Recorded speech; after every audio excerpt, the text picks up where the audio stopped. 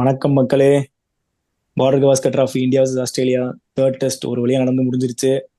மலைக்கு நடுவில் அங்கங்கே தான் மேட்சே ஆடினானுங்க. ஆனாலும் இதுல ஸ்பெஷலான மூமெண்ட்ஸ் நிறைய இருக்கு. அது போக இன்னைக்கு ஒரு பிரேக்கிங் நியூஸ் வேற வந்திருக்கு. இது எல்லாமே நம்ம பாய்ஸோட டிஸ்கஸ் பண்ணலாம். வாங்க ஸ்டார்ட் பண்ணலாம். Welcome to our channel cricket கடை.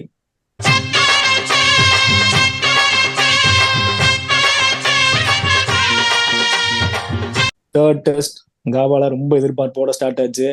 சீரீஸ்ல ஈக்குவலா இருந்துச்சு 1-1. இங்க டாஸ் வின் பண்ண இந்தியா வந்து எப்பயும் பேட்டிங்கா சூஸ் பண்ணிருந்தாங்க. இந்த டைம் தான் ஒரு மாதிரி அதிசயமா பவுலிங் சூஸ் பண்ணியிருந்தாங்க. ஆஸ்திரேலியா பேட்டிங் ஸ்டார்ட் பண்ணி கொஞ்சம் வருஷம் நடந்துச்சு. உடனே மழை வந்து இன்டரப்ட் ஆயிருச்சு. ஆனா அந்த கொஞ்சம் பீரியட்ல வந்து ஒரு மாதிரி நல்லா ஆடிட்டு இருந்த மாதிரி இருந்துச்சு. எல்லாரையும் வச்சு என்ன விக்கெட்டே விடல அப்படின்னு சொல்லி ஒரு மாதிரி பதட்டம் வந்துச்சு. ஆனா டே 2 ஸ்டார்ட் பண்ணோம். நம்ம பூம் பூம் ஸ்டார்ட் பண்ணிட்டாரு அவர் வேலையை. எப்பயும் போல ஓப்பனர்ஸ் கவாஜா, மெக்ஸ்வினி ஒரு மாதிரி ரிப்பீட் ஆகிட்டே இருக்க மாதிரி இருக்கு பேட்டர்னா. பெரிய ஸ்கோரே போக முடியல. அதுக்குள்ளேயே நம்ம முன்னாட்ட விழுந்துடுறாங்க. அதுக்கப்புறம் லபிஷான் கொஞ்சம் ஸ்டாண்ட் பண்ணிட்டு இருந்தாரு. அதே மாதிரி ஒரு ஸ்டேபிள் இன்னிங்ஸ் கொண்டு போவாருன்னு பார்த்தா நம்ம part time bowler Nitish Reddy வந்து டக்குன்னு விக்கெட் தூக்கிட்டு போயிட்டாரு. ஆனா இப்ப இதுல எல்லாத்தையும் அன்எக்ஸ்பெக்டட் வந்து நம்ம ஸ்டீவ் ஸ்மித் ஃபார்முக்கு வந்ததுதான். என்னதான் பண்ணிருந்தாருன்னு தெரியல. எத்தனை நாள் பேட்டிங்கே மறந்த மாதிரி ஸ்டாண்ட்ஸ் கூட ஒழுங்கா இல்லைன்னு போனதுல தான் நம்ம சொல்லிட்டு இருந்தோம். திடுதுப்புன்னு ஒரு ஃபார்முக்கு வந்துட்டாரு. அதை நம்ம ஆஸ்திரேலியன் ஃபேன்ட்டே கேட்போம். செம்ம குஷியா இருப்பாரு அவரு தான். சொல்லுங்க ஆமா சொல்லுங்க பாய். ஆமா லாஸ்ட் தேர்ட் டெஸ்ட் ப்ரிவியூ வீடியோல தான் நம்ம கழுவி கழுவி ஊத்திருந்தோம். என்ன ஆடிட்டு இருக்காரு, குட்டி சைக்கோ ஆடுது, பெரிய சைக்கோ ஒழுங்கா ஆடல, அந்த மாதிரி சொல்லி ரொம்ப கழுவி ஊத்திட்டு இருந்தோம். அதுக்கு ஆன்சர் பண்ற விதமா தான் அவரோட இன்னிங்ஸ் இருந்துச்சு. ஃபர்ஸ்ட்ல கொஞ்சம் செட்டில் டவுன் ஆக டைம் எடுத்தாரு. அதுக்கப்புறமா வந்து கம்ப்ளீட்டா டேக் ஓவர் பண்ணிட்டாரு. பும்ரா வந்து எவ்வளவு டாமினண்டா இருந்து பவுலிங் போட்டுட்டே இருந்தாலுமே அதுக்கப்புறமா ஹெட்டோ ஸ்மித்தோட பார்ட்னர்ஷிப் வந்து கம்ப்ளீட்டா மேட்ச் அவங்க சைடு கொண்டு போயிருச்சு. ஹெட் ஆஸ் யூஷுவல் அவரோட டாமினன்ட் இன்னிங்ஸ் தான். வந்த உடனே நீ என்ன வேணா போடு, என்ன சுச்சுவேஷன்னாலும் இருக்கட்டும், என் கேம் நான் ஆடுவேன் அப்படின்ற மாதிரி தான் இருந்துச்சு. எந்த ஒரு தயக்கமோ பதட்டமோ எதுவுமே இல்லை, கிளீனா போயிட்டு இருந்துச்சு. அதுக்கு ஈக்குவலான பார்ட்னர்ஷிப் ஆப்போசிட் சைட்லயும் இருக்கிறப்போ கம்ப்ளீட்டா மேட்ச் அவங்க சைடு கொண்டு போயிட்டாங்க. இதில் அந்த செஞ்சுரி, ஸ்மித்தோட செஞ்சுரி போட்டுட்டு செலிப்ரேஷனே பயங்கரமா இருந்துச்சு. அது காமிச்சிருப்பாங்க ட்ரெஸ்ஸிங் ரூம்ல வந்து லாபிஷன் செலிப்ரேட் பண்றது. அதுக்கப்புறமா இங்க ஸ்மித்தோட செலிப்ரேஷனே வந்து திரும்ப கம்பேக் கொடுக்கறதுக்கு அவ்வளவு வெயிட்டிங்ல இருந்து திரும்ப கொடுத்த மாதிரி அதுதான் இருந்துச்சு. அது வேற லெவல் மொமெண்டா இருந்துச்சு.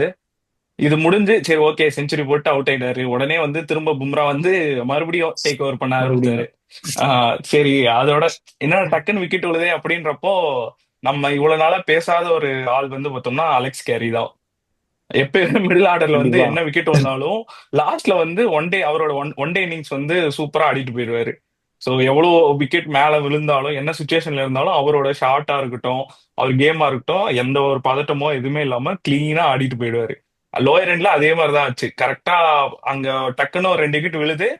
உடனே வந்து அலெக்ஸ் கேரி, ஸ்டார்க்கு, கமின்ஸ் 3 பேரும் வந்து ஓரளவுக்கு நின்று ஸ்டேபிளாவே நல்லாவே மேட்ச் வந்து அவங்க சைடு போற மாதிரி கேம் கொண்டு போயிட்டாங்க. ஸோ ஓவராலா கண்டிப்பா. வந்து ஆஸ்திரேலியா பேட்டிங் வந்து ஃபுல் சாட்டிஸ்ஃபைடா இருந்துச்சு பாக்குறப்போ. உனக்கு ஏன் இருக்காது? அதுக்கு தானே வெயிட் பண்ணிட்டு இருந்தோம். ரொம்ப குஷியோ. சரி, அதான் இந்த ஆஸ்திரேலியன் ஃபர்ஸ்ட் இன்னிங்ஸ்ல அதான் பார்த்தோம்னா நம்ம இந்தியன் பவுலர்ஸ் என்னெல்லாம் பண்ணாங்க அப்படின்னு பார்த்தா பும்ரா மட்டும்தான் மறுபடியும் முதல்ல இருந்து இது பண்ண மாதிரி அவர் ஒரு தனி மரமா ஒரு பெரிய தேரையே இழுக்கிற மாதிரி இழுத்துக்கிட்டு இருந்தாரு. இதுதான். அவருக்கு இன்னொரு எண்ட்ல இருந்து சப்போர்ட் வந்துதான் கன்சிஸ்டன்டாவே இல்ல. ஆகாஷ் தீப்போட இன்க்ளூஷன் இந்த மேட்ச்ல வந்துட்டு பெர்ஃபெக்டான இன்க்ளூஷன் தான். அவர் வந்துட்டு கரெக்டா லென்த் எல்லாம் கரெக்டா பிடிச்சு போட்டாரு, செம்மையாவே பால் போட்டாரு. அங்கங்க கொஞ்சம் அன்லக்கியாவே இருந்தாரு, அது நம்ம சொல்லியே ஆகணும். ஆனா நான் ஆகாஷ் தீப்ட கொஞ்சம் என்ன ஒரு மைனஸா இருந்துச்சு ஃபர்ஸ்ட் இன்னிங்ஸ்ல அப்படின்னா, அவர் லென்த் எல்லாம் கரெக்டா தான் போட்டுட்டு இருந்தாரு. ஆனா லைன் வந்து கரெக்டான லைன் பிடிச்சு போல, ஸ்டம்ப் டு ஸ்டம்பே கொஞ்சம் கம்மியா தான் அட்டாக் பண்ணாரு. ஸோ அதனால என்ன அப்படின்னா அவங்க ஈஸியா வந்துட்டு அதை கடந்து போயிட்டாங்க ஆஸ்திரேலியன் பேட்ஸ்மேன். ஆனா சொல்ல போனா பும்ராக்கு அடுத்து கொஞ்சம் கன்சிஸ்டன்சி மெயின்டைன் பண்ணி ஸ்டம்ப்ஸ் அட்டாக் பண்ணது ஆகாஷ்தீப் தான். ஃபர்ஸ்ட் சொன்ன பாயிண்ட் மாதிரி லக் இல்ல அவருக்கு. கொஞ்சம் விக்கெட் எடுக்க வேண்டிய பால்லாம் அன்லக்கியா கொஞ்சம் எஸ்கேப் ஆயிட்டாங்க. அதான் நல்லா அதான் இதுல போட்டாரு. எனக்கு என்ன இப்ப சொன்னல அன்லக்குன்ட்டு, அதுல எனக்கு என்ன தோணுதுன்னா ஹெட்டுக்கு செம லக் இருக்குன்னு நினைக்கிறேன். ஸ்டெப் கிட்ட போனாலும் சரி, ஒரு மாதிரி எட்ஜ் கிட்ட போனாலும் சரி, அவரை மட்டும் அப்படியே தொடாம போயிட்டு இருக்கு. அப்படி என்ன லக்கோட பிறந்தாருன்னு தெரியல. அது இன்னைக்கு அந்த நேரத்தை மாதிரி அப்படி மிஸ் ஆயிட்டு இருக்கு. ஹிட் அண்ட் மிஸ் இன்னைக்கு போயிட்டு இருக்கிறதுக்கு அதுக்கப்புறம் தான் டக்குன்னு பெரிய ஸ்கோர் அடிக்க ஆரம்பிச்சிடுறாரு. அந்த கான்பிடன்ஸ் கிடைக்கிறதே அந்த லக்ல தான். அதான் அவருக்கு லக் இன்னைக்கு மட்டுமா இருக்கு. எனக்கு தெரிஞ்சு 2022 வேர்ல்டு கப் ஃபைனல்ல இருந்து அவருக்கு லக் அவருக்கு பின்னாடியே தாங்க இருக்கு. அவரோட லக்கி சாம் பின்னாடி இப்ப சொன்னல ரோஹித் சர்மா அந்த லக்கி சாம் நினைக்கிறேன். அதுதான் சொல்ல அவர் வந்தேன் பின்னாடி நானும். ஸ்லிப்ல இருந்து அவர் பவர் கொடுத்துட்டு இருக்காரு. நீங்க வேற இருக்கலாம் போல. பழசெல்லாம் ஞாபகப்படுத்த கூடாது. தேர்ட் டெஸ்ட் மட்டும் பேசணும். அப்புறம் பவுலிங் லைன்ல நம்ம லைனப்ல பார்த்தோம்னா சிராஜ். ஸோ அசிஸ்டல் அவர் தான் விக்கெட்ஸ் எடுக்கிறாரு, ஓகே. ஆனா என்னன்னா அந்த கன்சிஸ்டன்சி இன்னும் அவர் பிடிக்க முடியாது. ஏன் அப்படின்னா பும்ராக்கு அடுத்து அவர் தான் சீனியர் மோஸ்ட் எக்ஸ்பீரியன்ஸ் உள்ள பவுலர். அப்படிங்கும்போது ஸோ நல்லா சப்போர்ட் பண்ணணும். அவருக்கு ஏற்கனவே இந்த பிஜிடில விளையாண்ட எக்ஸ்பீரியன்ஸும் இருக்கு, இந்த பிச்செல்லாம் அவர் ஏற்கனவே பார்த்துருக்காரு. ஸோ அவர் தான் கொஞ்சம் கைட் பண்ணி கொண்டு போகணும். ஸோ அதை அவர் டேக்கப் பண்ணிப்பாருன்னு நினைக்கிறேன். அண்ட் தென் நம்ம பார்ட் டைம் நிதிஷ்குமார் ரெட்டியும் அங்கங்க வந்துட்டு கன்சிஸ்டண்டா ஒரு 3 to 4 hours ஸ்பெல்ஸ் போட்டு நமக்கு தேவையான அபிஷேக் விக்கெட்டும் கரெக்டா டைமிங்ல எடுத்து கொடுத்தாரு. அதை நம்ம பாராட்டணும். ஸோ ஜட்டு தான் வந்துட்டு என்னன்னா தெரியல, ஸ்பின் உண்மையில எடுப்படலையா என்னன்னு தெரியல இந்த பிச்சில். ஸோ ஈஸியா ஜட்டு பால் எல்லாம் கணிச்சு ஈஸியாவே அடிச்சு ஆட ஆரம்பிச்சிட்டாங்க. இந்த இடத்துல நான் ஒரு பாயிண்ட் ஆட் பண்றேன். ஃபர்ஸ்ட் எனக்கு ஹானஸ்டா ஜடேஜா இன்க்ளூஷனே எனக்கு செம ஷாக்கிங்கா இருந்தது இந்த டெஸ்ட்ல. ஏன்னா ஆஸ்திரேலியால பாத்தீங்கன்னா 5 லெஃப்ட் பேட்ஸ்மேனு. அஸ்வினை விட லெஃப்ட் ஹேண்ட் பேட்ஸ்மேனுக்கு யாரு பிரில்லியண்டா போட போறான்னு சத்தியமா எனக்கு தெரியல. இவன் ஜடேஜா எடுத்திருக்காங்க, பேட்டிங் ஆல்ரவுண்டர் கோட்டால எடுத்திருக்காங்க. இந்த பிச்சின் பர்டிகுலரா வச்சு பார்த்தான்னா ஜடேஜா வந்து பேட்டிங் ஆல்ரவுண்டர் தான், பவுலிங்க்கு பெருசா எடுக்க மாட்டாருன்னு தெரியும் அவங்களுக்கே. ஸோ அஸ்வின் இந்த இடத்துல இருந்திருந்தாருன்னா கண்டிப்பா இவ்வளவு ரன்ஸ் போயிருக்காது, கண்டிப்பா கொஞ்சம் இழுத்து வச்சிருப்பாரு, 350 கிட்டே குறைச்சிருக்கான். ஆனா நம்ம எக்ஸ்பெக்ட் பண்ண மாதிரி ஜடேஜா பேட்டிங்க்கு செம யூஸ்ஃபுல்லா இருப்பாரு, அதை ப்ரூவ் பண்ணியும் காட்டிட்டாரு. அந்த இடத்துல எனக்கு கொஞ்சம் ஒரு வேறுபாடு இருக்கதான் செய்யுது. எதுக்கு இந்த இடம் இன்னைக்கு ஜடேஜா தேவையா, அஸ்வின் இருந்தா அவ்வளவு ரன் போயிருக்காது அப்படின்ற மாதிரி ஒரு பாயிண்ட் எனக்கு தோணிட்டே தான் இருந்தது. அப்படியே வந்தோம்னா இந்தியா பேட்டிங் எப்போ பால் ஸ்பீடா வரலன்னு சொன்னாரோ அதுல இருந்து பால் செருக்குன்னு தான் வருது அவருக்கு.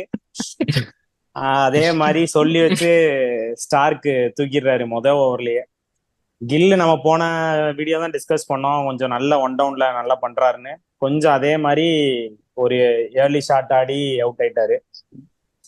அதே மாதிரி கேஎல் ராகுல் சூப்பரா ஒரு இன்னிங்ஸ் பில்ட் பண்ணிருந்தாரு இன்னொரு எண்ட்ல. இந்த எண்ட்ல கோலியோ நம்ம டிஸ்கஸ் பண்ண மாதிரி ஒரு ரோஹித்தோ யாராவது ஒருத்தர் சப்போர்ட் பண்ணியிருந்தாங்கன்னா கேஎல் ராகுல் கண்டிப்பா சூப்பராகவே கொண்டு போயிருப்பாரு இந்த இன்னிங்ஸை. அவருமே இன்னும் கொஞ்சம் டைம் எடுத்து பொறுமையா ஆடி பில்ட் பண்ணிட்டு தான் இருந்தாரு. கொஞ்சம் விக்கெட்ஸ் அந்த சைட்ல விழ தான் கேஎல் ராகுலோட ஷாட்ஸும் கொஞ்சம் மாறிச்சு, கொஞ்சம் கியரை ஷிஃப்ட் பண்ணாரு. கோலியோ ரோஹித்தோ யாராவது ஒருத்தங்க சப்போர்ட் பண்ணியிருந்தாங்கன்னா கண்டிப்பா இன்னும் சூப்பராகவே பில்ட் பண்ணி பொறுமையா கொண்டு போயிருப்பாரு. ஸோ அந்த இடத்துல பேசிட்டோம் கோலி ரோஹித் பத்தி, அதனால திரும்ப நான் அதுக்குள்ள போக விரும்பல. சரி. ஸோ அந்த ஜெய்ஸ்வால் பத்தி தான் சொன்னீங்கல்ல. ஆனா அந்த இடத்துல வந்துட்டு என்ன அப்படின்னா ஆஸ்திரேலியனோட அந்த கேப்டன்சியை நம்ம பாராட்டணும். ஏன்னா அது யூஸ்வலான ஃபீல்டிங் பொசிஷனே கிடையாது. மிச்சல் மார்ஷன் இடம் வந்துட்டு ஒரு டெஸ்ட் மேட்ச்ல அது யூஸ்வல் பொசிஷனே கிடையாது. ஸோ அவர் ஸ்டார்க் வந்துட்டு இந்த லைன்ல அதே மாதிரி தான் போட போறேன்ட்டு அவர் ஃபர்ஸ்ட் டிஸ்கஸ் பண்ணியிருப்பாங்க. ஸோ இன்கேஸ் ஜெய்ஸ்வால் அது ப்ரிப்பேர் ஆகிட்டு வந்திருந்தா ஃபிளிக் ஆடணும். ஸோ ஃபிளிக் ஆடினா அப்படின்னா அங்க ஒரு ஆள் வச்சான் அப்படின்னா அதை நம்ம பிளாக் பண்ணலாம் அப்படின்ற மைண்ட் செட்ல கரெக்டா எக்ஸிக்யூட் பண்ணாங்க அந்த பிளானை. ஸோ அது கண்டிப்பாவே அவங்கள பாராட்டணும். ஆஸ்திரேலியன் கேப்டன்சியும் சரி அவங்க டீம் மெம்பர்ஸும் சரி கரெக்டா பாராட்டணும். சேமா அதே பாயிண்ட் அப்படியே இங்க எடுத்தோம்னா ஃபீல்ட் செட் ஒரு பெரிய டிராபேக்கே. சூப்பரா சொல்லி வச்சு ஹெட்டுக்கு அந்த ஷாட் போறதுக்கு பின்னாடி தேர்ட் மேன்ல ஒரு ஆள் வச்சிருந்தார் ரோஹித் சர்மா. என்ன நினைச்சாருன்னு அவர் உள்ள கொண்டு வந்தாரு தெரியல. சிராஜ் அந்த பாலை போடுறாரு, அதே இடத்துல ஆள் இல்ல, திரும்ப அடுத்த பால அந்த ஃபீல்டரை லாங் கொண்டு போறாரு. அப்படியே அவருக்கே ஒரு ஏகப்பட்ட கன்ஃபியூஷன்ஸ். ஃபீல்ட் செட்டப்ல பார்த்தா செம சொதப்பல் தான் நம்ம. அதே மாதிரி இப்போ பேட்டிங்க்கு வந்தோம்னா பண்ட்டுமே பெருசா கான்ட்ரிபியூட் பண்ணல. ஒரு தேவையில்லாத ஒரு லேசி ஷாட் ஆடி அவரும் விக்கெட்டை சீக்கிரமே லூஸ் பண்ணிட்டாரு. சூப்பரா அப்புறம் கேஎல் ராகுல் கூட கொஞ்சம் பில்ட் பண்ண ஆரம்பிச்சு ஜடேஜா தான். ஓவர்சீஸ்ல ஜடேஜாவோட பேட்டிங் எப்பவுமே நம்ம கை கொடுத்துருக்கு, நம்ம இன்னைக்கு எக்ஸ்பெக்ட் பண்ணோம். அதே மாதிரி சூப்பரா பெர்ஃபார்ம் பண்ணதான் செஞ்சாரு. ஒரு அன்லக்கியா ஒரு கேட்ச்ல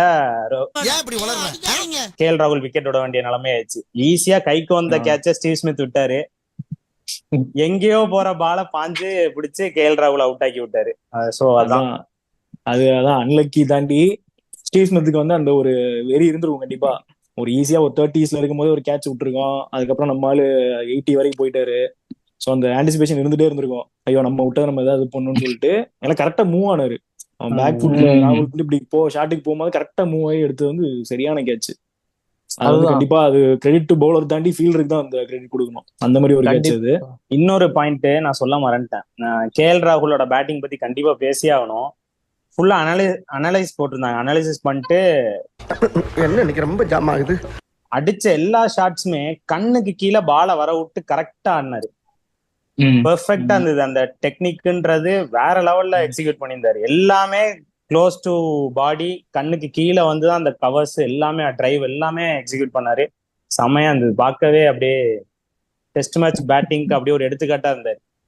அதான் இப்போ பேட்டிங் வந்து அதான் இப்போ கேஎல் ராகுல் ஜட்டு பார்ட்னர்ஷிப் ஏன் அவ்வளோ குரூஷியல்னா, இப்போ நீ சொன்ன மாதிரி அவர் பேட் கண்ணு கீழே கரெக்டாக ஆடினது மட்டும் இல்லாம பால் செலக்ட் பண்றாரு. இப்போ நம்ம ஆல்ரெடி வீக்னஸ்ன்னு சொல்லிட்டு இருக்கோம். இப்போ கோலிக்கெல்லாம் வெளியே போற பால் அவர் அதராகவே நீட்டி அவுட் ஆறாரு அப்படின்னு சொல்லிட்டு. ராகுலும் வெளியே போற பால கவர் டிரைவ் ஆடுறாரு. எப்போ ஆடுறாங்கன்னா பாலை செலக்ட் பண்ணி ஆடுறாரு. எது டிரைவிங் லென்த்ல இருக்கு, அது எப்படி வருதுன்னு சொல்லி அசஸ் பண்ணி ஆடுறது தான், அந்த பாலை செலக்ட் பண்றது தான் ஒரு முக்கியமான பாயிண்ட் அதுல. அதே மாதிரி ஜட்டுவும் பார்த்தோன்னா எதை வந்து ஃப்ரண்ட் ஃபுட் போகணும், எது பேக் ஃபுட் போகணும்னு சொல்லிட்டு ஸ்பின் ஓவர்ஸ்லாம் அப்படி பெர்ஃபெக்டா ஆடிட்டு இருந்தாரு. அவர் ஆல்ரெடி தெரியும் நம்ம பேட்டிங்ல வந்து ஒரு பேட்டிங் ஆல்ரவுண்டர் தான் அவரு. ஸோ ஒரு பேட்ஸ்மேனாக தான் கன்சிடர் பண்ணணும். ஸோ அவருக்கு அந்த டெக்னிக் எல்லாமே அவருக்கு நல்லாவே வரும். ஸோ அதை வந்து டெஸ்ட் மேட்ச்ல இன்னும் பெர்ஃபெக்டா பண்ணக்கூடிய ஆளு ஜட்டு. கரெக்டா கொண்டு போனாரு. அந்த பார்ட்னர்ஷிப் தான் வந்து அப்படியே நம்ம ஃபாலோ ஆன் இதுக்கே போகாது அப்படின்ற மாதிரி கொண்டு போயிட்டு இருந்துச்சு. ராகுல் விக்கெட் விழுந்ததுக்கு அப்புறம் திருப்பி நம்ம நிதிஷ் ரெட்டி வந்தாரு. அவருமே வந்து நமக்கு ஆல்ரெடி பார்த்துருக்கோம், இந்த சீரீஸ்லேயே ஒரு one of the best batsman அவர் தான். அவர் அதே மாதிரி அவர் டெக்னிக் எதுலையுமே கொஞ்சம் கூட குறைவு இல்லாம அவர் பால் ஃபேஸ் பண்ணிட்டு இருக்காரு.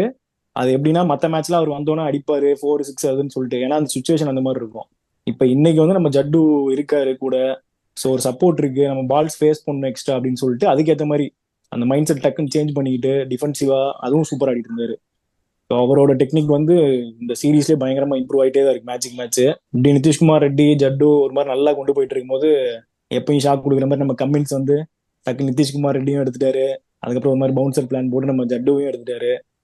சரி அவ்வளவுதான் ஃபாலோ ஆன் கண்டிப்பா எடுக்கிற மாதிரி தான் இருக்கும் போல அப்படின்னு நினைச்சிட்டு இருக்கிற போது தான் நம்ம பவுலர்ஸ் உள்ள வந்தாங்க. போன வீடியோல தான் நம்ம சொல்லியிருந்தோம், பவுலர்ஸ் வந்து பேட்டிங்லயும் கண்டிப்பா கான்ட்ரிபியூஷன் பண்ணணும், கொஞ்சமாவது அவங்க பால்ஸ் ஃபேஸ் பண்ணணும், ரன்ஸ் கூட செகண்டரி, பட் கண்டிப்பா நிக்கணும்னு சொல்லி பேசிட்டு இருந்தோம். இதுல வந்து ரெண்டுமே பண்ணிருக்காங்க. கடைசியா தான் வந்தாரு விநாயக் மாதிரி. கடைசியா 11th மேன் வந்தாரு ஆகாஷ் தீப்.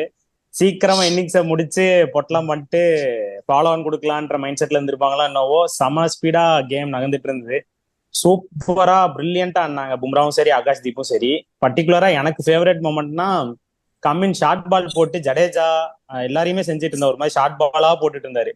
பும்ராக்கு அதை பண்ண போறான்னு தெரிஞ்சு போச்சு. சூப்பரா டீப் த கிரீஸ் வந்துட்டு லாங் லெக் பின்னாடி ஒரு 6 அடிச்சுட்டு கம்மின்ஸ பார்த்தாரு. நக்கலா ஒரு பார்வை.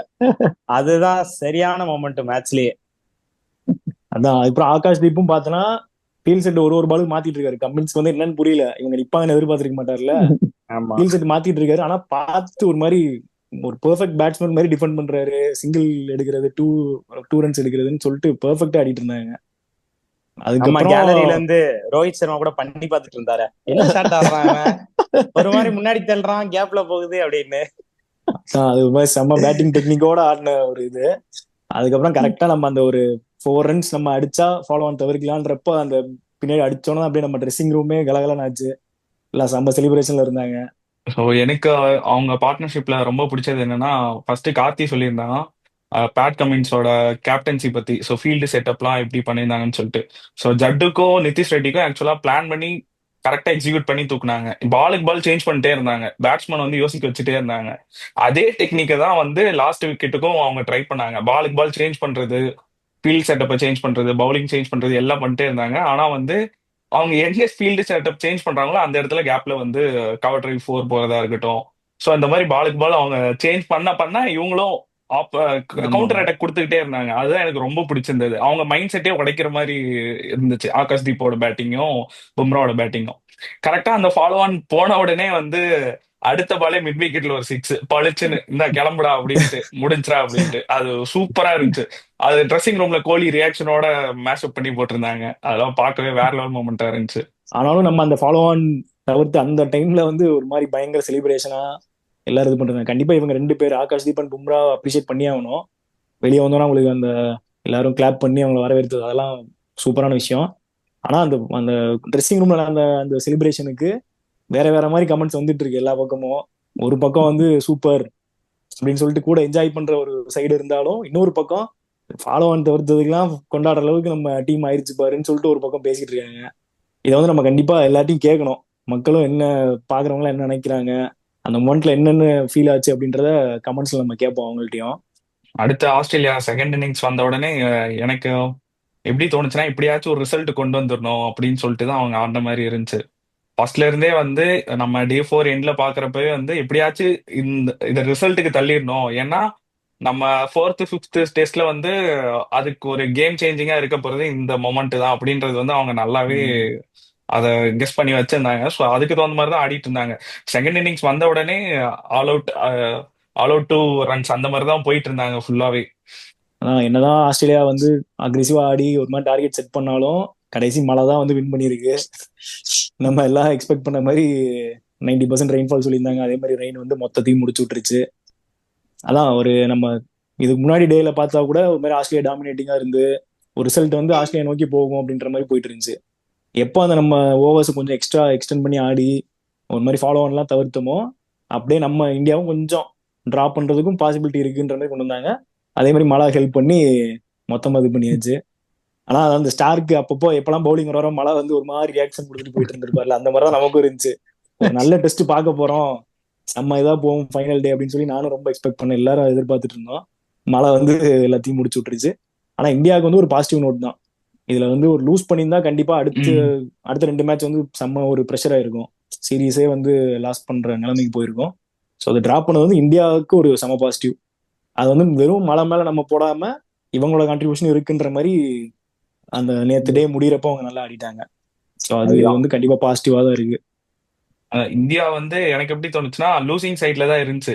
இப்போ இந்த சீரீஸ் இந்த டெஸ்ட் மேட்ச் வின் பண்ணியிருந்தாங்கன்னா ஆஸ்திரேலியா கம்ப்ளீட்டா நெக்ஸ்ட் 2 டெஸ்ட்டை டாமினேட் பண்ணி ஏதோ ஒன்று ஒரு வாஷ் அவுட் பண்ணியிருப்பாங்க. இப்போ இது வந்து 0 இப்போ டிரா ஆன உடனே என்ன ஆயிடுச்சுன்னா பேக் டு 0, ஒரு டவுன்ஃபால்ல இருந்து பேக் டு 0க்கு அந்த மாதிரி இருக்கு. ஸோ நெக்ஸ்ட் இதே மொமெண்டம் அப்படியே கேரி ஃபார்வர்ட் பண்ணா இந்தியாவுக்கு திரும்ப கம்பேக் கொடுக்க சான்ஸ் இருக்கு. இந்த டெஸ்ட் மேட்ச் தாண்டியும் எனக்கு ஒரு முக்கியமான ஒரு டாபிக் உங்க கூட டிஸ்கஸ் பண்ணலான்ட்டு தோணுது. என்னன்னா கொஞ்சம் வருஷம் முன்னாடி புஜாரா ரஹானே 2 பேர் தான் நம்ம டெஸ்ட் ஃபார்மேட்ல முக்கியமான தூண் மாதிரி இருந்தாங்க. கொஞ்சம் ஒரு ரஃப் பேட்ச் அவங்க போனாங்க, ரன்ஸ் வரல, அவங்க 2 பேரும் எக்ஸ்பெக்ட் பண்ண அளவுக்கு பெர்ஃபார்ம் பண்ணலன்னொடனே ரஹானே விடுங்க, புஜாரா விடுங்க, தூக்குங்க, டீம் அவுட் அப்படின்னு ஏகப்பட்ட சர்ச்சைகள் போச்சு. அதன் விளைவா தூக்கவும் செஞ்சுட்டாங்க. பட் ரஹானேக்கோ புஜாராக்கோ ஒரு சரியான பேக்கப் இருக்கா, ஒரு டிரான்சிஷன் பேஸ் நடந்ததுன்னா கண்டிப்பா கிடையாது. அதோட ஸ்ட்ரகிள் நம்ம அடுத்தடுத்த சீரீஸ்ல பார்க்க தான் செஞ்சோம். அதே மாதிரி இப்ப பார்த்தோம்னா அது அப்படியே ஃபாலோ ஆகுற மாதிரி இருக்கு எனக்கு. கோலிக்கும் ரோஹித் சர்மாக்கும் கொஞ்சம் அவங்க ஒரு ரஃப் ஃபேஸ்க்கு போனதுக்கு அப்புறம் ரன்ஸ் வரல எக்ஸ்பெக்ட் பண்ண அளவுக்குன்னொடனே கோலியை டீம்ல இருந்து தூக்குங்க, ரோஹித்தை டீம்ல இருந்து தூக்குங்க, இதான் கடைசி சீரீஸா இருக்குமா, கோலிக்கு தான் கடைசி சீரீஸ்னு டக்கு டக்கு டக்குன்னு உடனே அடிக்கலன்னா தூக்குங்கன்னா எனக்கு அது எந்த அளவுக்கு ஒர்க் ஆகும்னு தெரியல. கோலி ரோஹித் மாதிரி ஒரு பேட்ஸ்மேன் இந்தியன் ஸ்குவாட்ல இல்லைன்னா அந்த ஷூஸ் ஃபில் பண்றது ரொம்ப கஷ்டம். அதுக்கு ஒரு ஃபைன் நம்ம கண்டுபிடிக்கணும், கண்டுபிடிச்சு ஒரு டிரான்சிஷன் ஃபேஸ் இருக்கணும். எதுவுமே இல்லாம சும்மா ஒரு சீரீஸ்ல பெர்ஃபார்மன்ஸ்ல தூக்குங்க அப்படின்னா அது ஹெல்த்தியாவே இருக்காது. நாளை பின்னா அப்புறம் எல்லாரையும் தூக்குங்கன்ட்டு தான் இருக்கும். ஒரு சில கமெண்ட்ஸ் எல்லாம் நான் பார்த்தேன், ஜெய்ஸ்வால் அடிக்கல தூக்குங்கன்ட்டு வருது. அவர் சின்ன பையன், ஃபர்ஸ்ட் சீரீஸ் அவைல் ஆடி இருக்காரு, ஒரு 150 அடிச்சிருக்காரு. ஸோ பெர்ஃபார்மன்ஸ்லயா டீம் அவுட் தூக்குங்க அப்படின்ற ஒரு கலாச்சாரமே இங்க ட்ரெண்டிங்கா போய்கிட்டு இருக்கு இப்போ ரீசெண்ட் டைம்ஸ்ல. ஸோ நம்ம தான் நம்ம லெஜண்ட்ஸுக்கு கொஞ்சம் பேக்கப் பண்ணோம், கொஞ்சம் சப்போர்ட் பண்ணோம். கண்டிப்பா கம்பேக் கொடுப்பாங்க, ஷுவரா இருக்கு. அது எந்த சீரீஸ் இந்த சீரீஸ்லயே வந்தா நம்ம நல்லா இருக்கும்ட்டு தான் நம்ம வீடியோஸ்லயே நம்ம அதை சொல்றோம். கோலி இந்த மாதிரி ஒரு மிஸ்டேக் பண்றீங்க, திரும்ப அதே பண்ணாதீங்க. ரோஹித் ஆஃப் ஸ்டம்ப் அதுலதான் போறாரு. ஸோ கம்பேக் கொடுங்கன்னு தான் நம்ம கேட்கறோமே தவிர டீம்ல இருந்து தூக்குங்க, ரோஹித் கோலிக்கு பதிலாக வேற யாரையாவது கொண்டு வாங்க, இது சொல்யூஷனே கிடையாது. லெஜண்ட்ஸ் அப்படி டக்குன்னு நம்ம ரீப்ளேஸும் பண்ணிட முடியாது அவங்க 2 பேரையும். ஸோ இதான் எனக்கு தோணுச்சு. இதை பத்தி நீங்க என்ன நினைக்கிறீங்கன்னு சொல்லுங்க. ரஹானே அப்ப இருந்தே டிரான்சன் பேச ஸ்ரேயாஸ் ஐயர் உள்ள கொண்டு வந்தாங்க. பட் ஆனா என்னன்னா ஸ்ரேயாஸ் ஐயரும் ஒழுங்கா பெர்ஃபார்ம் பண்ணலன்னு அவங்களையும் தூக்கணுன்ற ப்ரெஷர் வந்து அவரையும் தூக்கிட்டாங்க. ஸோ இப்ப நம்மளுக்கு நம்பர் 5க்குமே ஒரு ப்ராப்பர் ரீப்ளேஸ்மெண்ட் இல்ல, ஒரு மாதிரி சப்ளை ஆகிட்டே தான் இருக்குது. ஸோ அப்படி இருக்கும்போது வந்துட்டு அதான் இது இப்படி இந்த மாதிரிலாம் கமெண்ட்ஸ் வர்றது இல்லை இந்த மாதிரிலாம் எக்ஸ்பெக்ட் பண்றது அப்படின்றது நம்மளுக்கு தான் பேக் ஃபயர் ஆகும். ஸோ ஃபர்ஸ்ட் அதான் என்னன்னா அந்த டிரான்சன் ஃபேஸை நம்ம கம்ப்ளீட்டா நடக்க விட்டா மட்டும்தான் அதுக்கான ரிசல்ட் நம்ம வந்துட்டு பார்க்க முடியும். அதான் இப்போ டிரான்ஸ்ஃபர்மேஷன் ப்ராசஸை தாண்டி ஒரு பிளேயர் இருக்காங்கன்னா அவங்களுக்கு வந்து அப்ஸ் அண்ட் டவுன்ஸ் வந்து எப்பயுமே இருக்கும். இப்போ ஒரு மேட்ச் ஒரு சீரிஸ் நல்லா பண்ணுவாங்க, அவங்க மைண்ட் செட் கரெக்டாக போயிட்டு இருக்கும், ரிதம் டக்குன்னு பிரேக் ஆகும், திரும்ப அந்த ரிதம் பிடிக்கிறதுக்கு தான் கொஞ்சம் டைம் எடுக்கும். அந்த மாதிரி ஃபேஸ் தான் இப்போ அவங்க கோ த்ரூ பண்ணிட்டு இருக்கிறது. அது வந்து புரிஞ்சுக்காம சோஷியல் மீடியால ஒண்ணு புகழ்ந்தா தூக்கி வச்சு கொண்டாடுறாங்க, இல்லைன்னா தூக்கி போட்டு மிதிக்கிறாங்க. அந்த மொமெண்ட்ல தான் போயிட்டு இருக்கு. இவங்களே இப்படி மேல கீழே தான் போயிட்டு இருக்காங்க. அதனால இப்போ எடுத்த உடனே டிசிஷன் போறது வந்து கண்டிப்பா தூக்கு அந்த மாதிரி பேசுறதெல்லாம் வந்து எந்த அளவுக்கு அக்செப்டபிள்னு தெரியல. அதான் இப்ப நீங்க சொன்ன மாதிரி லெஜண்ட்ஸ்லாம் வந்து ஒரு ஒரு சீரீஸ்க்கும் நம்ம அனலைஸ் பண்ணிட்டு இருக்க முடியாது. இப்போ நம்ம ஆல்ரெடி நம்ம பேசின மாதிரி அவங்களோட ஃபார்ம் வந்து ஒரு டெம்பரரி தான், திருப்பி அவங்க கம்பேக் கொடுப்பாங்க. நம்ம வந்து அவங்களோட டெக்னிக் இந்த இதுல கொஞ்சம் மிஸ்டேக் இருக்கு அப்படின்றத மட்டும் தான் சொல்றோமே தவிர அவங்க விளையாடவே லாய்க்கு இல்லைன்ற மாதிரிலாம் நம்ம யாரும் பேச போறது இல்லை. அது நமக்கு இதுவும் கிடையாது. அது போக இந்த மாதிரி லெஜண்ட்ஸுக்கு இன்னொரு முக்கியமான இது என்னன்னா அவங்களுக்கே தெரியும் எது ரைட் டைம், நம்மளோட வேலை முடிஞ்சிருச்சா, இதுக்கப்புறம் நம்ம டீமுக்கு தேவைப்பட மாட்டோமோன்னு சொல்லி அவங்களே ரைட் டிசிஷன் எடுக்கிறவங்க தான் இந்த மாதிரி லெஜண்ட்ஸ் தான் நம்மளோட பிளேயர்ஸ் எல்லாருமே. அதுல நம்ம இன்னைக்கு கூட பார்த்தோம் ஒரு ஷாக்கிங்கான நியூஸ், நம்ம ரவிச்சந்திரன் அஸ்வின் ரிட்டையர்மெண்ட் அனௌன்ஸ் பண்ணிட்டாரு. அது வந்து இந்த சீரீஸ்ல வந்து ஸ்டார்ட் ஆகிறப்ப நம்ம எல்லாரும் சொன்ன மாதிரி ரோஹித் கோலி எல்லாம் கிளம்புங்க அதுன்னு பேசிட்டு இருந்தாங்களே தவிர அஸ்வினை வந்து யாருமே எக்ஸ்பெக்ட் பண்ணல. அவரோட ஃபார்ம் டிப்பான மாதிரியோ எதுவுமே யாருமே எக்ஸ்பெக்ட் பண்ணல. திடீர்னு வந்து ரிட்டையர்மெண்ட் அனௌன்ஸ் பண்ணிட்டாரு. என்னை பொறுத்த வரைக்கும் அவர் வந்து ஒரு பெரிய பெரிய பீக்லாம் பார்த்தவர் அவரோட கெரியர்ல. இப்போ இந்த ஒரு கொஞ்ச நாள் விக்கெட் இல்லாம நம்ம ஹோம் சீரீஸ் இந்த மாதிரி போனதே வந்து அவருக்கு என்னமோ தோணி இருக்கு. எப்பவுமே ரைட் டிசிஷன் எடுக்கிறவரு, அந்த மாதிரி அவர் டிசைட் பண்ணியிருக்காரு போல. இருந்தாலும் நம்ம பார்டர் கவாஸ்கர் டிராஃபில யூஸ்வலியா நம்ம பார்த்துட்டு இருக்கோம் இந்தியன் லெஜண்ட்ஸ் எல்லாருமே வந்து ரிட்டையர்மெண்ட் கரெக்டா அந்த மாதிரி பார்டர் கவாஸ்கர் டிராஃபியை தான் கொடுப்பாங்க. அதில் நம்ம ஆல்ரெடி முன்னாடி பார்த்த மாதிரி நம்மளோட சீனியர் பவுலர் லெஜண்ட் அனில் கும்ப்ளேவும் நம்ம பார்டர் கவாஸ்கர் டிராஃபில தான் ரிட்டையர்மெண்ட் அனௌன்ஸ் பண்ணாரு. அதுக்கப்புறம் நம்ம கிரேட் கேப்டன் கங்குலியும் பார்டர் கவாஸ்கர் டிராஃபில தான் அனௌன்ஸ் பண்ணாரு. அதுக்கப்புறம் நம்மளோட தூண்கள் டிராவிடன் லக்ஷ்மன், அதுக்கப்புறம் நம்ம பேட்டிங் ஸ்டார் ஓப்பனர் சேவாக், அதுக்கப்புறம் நம்ம தலை தோனி முதற்கொண்டு டெஸ்ட் ரிட்டையர்மெண்ட் பார்த்தீங்கன்னா எல்லாருமே பார்டர் கவாஸ்கர் டிராஃபில தான் கொடுத்துருக்காங்க. அந்த லெஜண்ட் வரிசையில நம்ம ரவிச்சந்திரன் அஸ்வினும் அப்படியே இணைஞ்சிட்டாரு. கரெக்டான டைம் நானும் இப்போ கிளம்புறேன் அப்படின்ற மாதிரி. கண்டிப்பா அது எல்லாருக்குமே வந்து ஒரு ஷாக்கிங்கான நியூஸ். அதே மாதிரி அவர் இருக்கிறப்ப நம்ம கொண்டாடிட்டோமா என்னன்னு தெரியல. எனக்கு என்ன பொறுத்த வரைக்கும் அஸ்வின் வந்து ஒரு அண்டர்ரேட்டட் பிளேயர் தான். அவரு தமிழ்நாடுங்கிறதுனால ஒழுங்கா அவங்க இது பண்ணல என்னன்னு தெரியல.